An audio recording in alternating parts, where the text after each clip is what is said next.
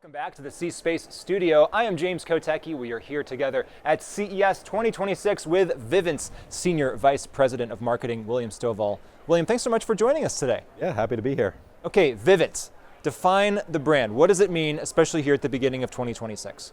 Yeah, the Vivint brand means we want to serve as the smarter home partner for our consumers, and by integrating our security expertise, smart home, and energy intelligence in a way that's very simple for the consumer to adopt, use, and allow them. A motto we have is to live more and manage less. Okay. Stat is 85% of homeowners have a smart device in their home today, and the majority of them are looking to purchase more over the next 12 months. As that occurs, the integration and how you bring them together seamlessly in a nice user interface is critical, and that's an area we think that we can serve the customer base. So the way the consumer experience Vivint, is it through a user interface like on a mobile device or something like that? It is, yeah. We bring it all together in one single app, and so it allows you to have all your endpoints in one place. They work together. It takes the frustration and complexity around what smart home has traditionally mean. It's a lot of different endpoints, bifurcation. We bring it together. Smart home has been a big theme at CES for many years, but I wonder, why has it been so challenging for so long, right? So there's been this promise, probably since the Jetsons or before, of just everything kind of simply happening. And we see a lot of innovation and excitement here at CES. Why has it historically been so complicated? I think as it has evolved, how do you pull individual endpoints across different manufacturers together? The challenge consumers are facing is they have all these smart devices and everyone has their own app.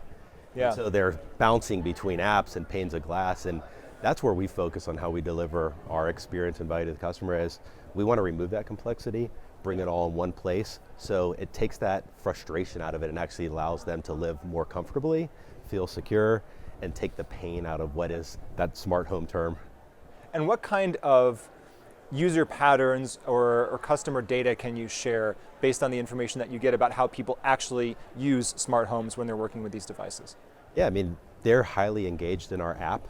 On average, a customer engages 17 times a day in our Vivint app.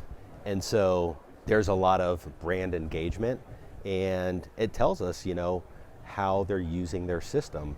It helps steer us on what kind of integrations, what kind of automations do we need to do based on the patterns they have and what's important to them. Maybe it's looking at a camera. Maybe it's closing the garage door every night at 8 o'clock because that's when they shut down the home. We're able to kind of gather those anonymized insights and help create even more powerful customer experiences. Yeah, and so then how much is the dream kind of an automated or a proactive scenario where you say, hey, usually close the house around this time, do you want me to close the garage door? Or not even necessarily asking and just kind of doing it because it's what usually happens around that time. Yeah, that's where we're moving to, is where we're actually predicting the automations and actually supplying them for the customer, of course at the customer's choice, but actually making it easier where they're not having to set it up on their own. Based on the patterns, we can actually make it for them, and it just, again, it removes that complexity out of it. So this is a great use case for the term automation. How does the term AI apply here? And I'm especially thinking about the term AI agents, and I'm using the term deliberately because I'm always curious about how things are defined and how people perceive these different terms that many people use here at CES but can sometimes mean different things. So automation, AI, agentic AI, where are you playing and how do you define those terms? Yeah, so AI is a part of our business and our whole value chain. And whether it starts at our product development or how we engage with customers to how we service and install, AI is a very important piece of our whole portfolio. So like from a product standpoint, we have things like our smart comfort technology, which is taking a thermostat, a connected thermostat, and integrating it with other endpoints in the home, and then like a door window sensor or a motion sensor, and it's able to connect occupancy trends in the home to actually suggest how your HVAC runs, which can help in a rising energy environment. It can help reduce cost, keep the customer comfortable, but take the action off the customer's responsibility and do it for them. If you think about from the customer servicing standpoint, we made it public that we implemented Agentforce into our customer care centers. And what that has allowed us to do is serve customers faster, more effectively with these 24/7 digital agents that can now take some of these easy to complete tasks off the human end and allow us to get to a customer and address their needs quicker, but at the same time, if we have to pull one of our customer care agents in, that information is seamlessly passed and they can serve them better. And because of how it's connected, are you able, if you opt in, to say, hey, agent that I'm chatting with, yeah, please do the thing that you're recommending that I do? Can you kind of connect it back right to your technology? We can help please do it for diagnose their system. We can schedule an appointment for one of our field technicians to go out. So it's connecting the whole value chain. When a consumer is doing this, do you think a lot about the ways that you want to surface the fact that like this is AI, like in your face? And I imagine in a home environment, maybe when you're chatting with an AI bot, it's important to know that you're talking to AI or an AI agent. But when you're at home, you kind of just want things to work behind the scenes, and whether you call it AI or not is beside the point. I think you hit on a really good point. I think the end customer doesn't necessarily care about AI and the term AI. I think they care about the outcome and the experience. And so to bring it real world and some of the things we're doing and how we're applying AI into our technology, we just announced our outdoor camera Pro Gen 3. And it's the only camera that has behavior-based smart deter. And it's using a combination of radar technology and AI to actually look at behavioral trends of somebody interacting around your property and take deterrent action based off of that versus just motion. Now a consumer is probably not going to resonate with the term, I have AI in my camera and it's going to help deterrent. But if I frame it to say, hey, by the way, as part of this, we have this thing called vehicle protection, an expensive asset on your property. What if that camera could now use this new behavior-based deterrent to say, somebody's walking by your car in the middle of the night, probably no big deal.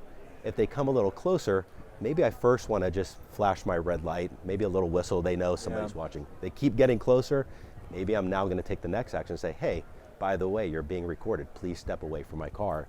And so how you apply AI is really about that outcome that makes it valuable for the consumer. And in that case that you're talking about, I imagine also it's like there's a difference between a guy mowing the grass for you and then a guy who's like casing the joint, right, and doing suspicious patterns of behavior. And that's another way, right? Weaving out friendly versus non-friendly engagements at your home. One of the trends that we see with technology is an aging population and people needing maybe more of this kind of automation in their home as they age or wanting to kind of age in place. So tell me more about how your systems play into that trend. Yeah, that's a great question. I think at the foundation, it has to be simple. And that's regardless, right, of the age, but especially for an aging population, we need to make things simple. And for us, it starts with the journey of one, how a customer gets our system and how we actually have the human touch element where we have somebody curating the system for you to make sure it's set up exactly how it needs per your residence. Then it's the install. Taking the complexity out. Everything we do is wrapped with a professional install through our own workforce. We have our own field technicians, and it's making sure that that system is set up well, it works, we're training you how to use it, we're giving you best practice, going back to the smart home and the complexity. Then for aging population specifically, we do things like for certain areas of that base, we add things to the system like a panic pendant complementary to level up that sense of security and safety they get in the home that wraps around our monitoring. And so it comes back to the simplicity you make it. By the way, we all need that. No matter how old you are or like how familiar with technology you are, it's like one less thing that I have to think about so I can think about other things. I'm grateful for that. That's right. I do want to end by talking about sustainability. You mentioned energy use in a high energy environment earlier. Do you have information or statistics or a way of thinking about how much better for the planet or how much energy you can save if you are truly, maximizing the innovations we're talking about with smart home automation and using AI to maximize that? Energy is a big topic for us. We did a brand refresh last year, and part of that was starting to bring integrated energy smart home solutions to market, and part of it is, we're now part of the NRG family. NRG, which is a family of energy brands, and because of that, we have now this new set of expertise around how the grid's performing, how energy patterns are happening, how customer usage demands are changing. So we can serve a unique space to help control that with the integration of our smart home tech into that. And I think that's the next big opportunity, and we're uniquely positioned to do that because of the NRG relationship. Well, thanks so much for sharing your time with us in our kind of pseudo home here. It doesn't exactly have four walls, but it is a comfortable place to be. William Stovall of rev-en. Thanks so much for joining us today. Appreciate that. Thanks, James. Hey, and thank you so much for joining us here in the C-Space studio. We're at CES 2026. I'm James Kotecki, coming right back to you after this short break.